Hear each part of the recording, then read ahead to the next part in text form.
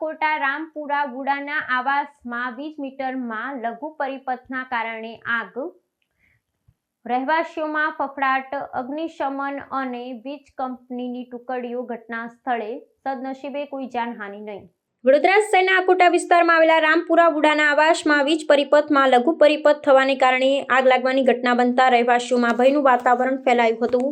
વુડાના મકાનોના block number 4માં સ્થાપિત વીજળીના મીટર પેટીમાં તણખા ઝર્યા બાદ અચાનક આગ ભભૂકી ઉઠી હતી।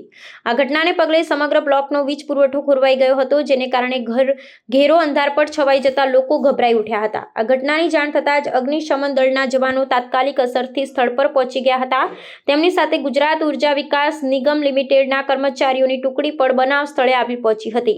અગ્નિશમન દળે ત્વરિત કામગીરી કરી આગ પર કાબુ મેળવ્યો હતો અને વધુ નુકસાન અટકાવ્યું હતું। વીજ પુરવઠા સંબંધિત કર્મચારીઓએ વીજળીની ખામી દૂર કરવાની કાર્યવાહી હાથ ધરી હતી, જેથી રહીશોને રાહત મળી હતી।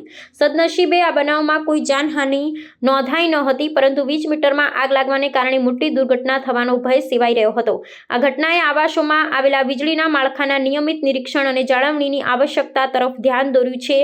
વહીવટી તંત્રને વીજ કંપનીઓ આ પ્રકારની ઘટનાઓનું પુનરાવર્તન ન થાય તે માટે જરૂરી સુરક્ષાના પગલાં લેવા અનિવાર્ય છે।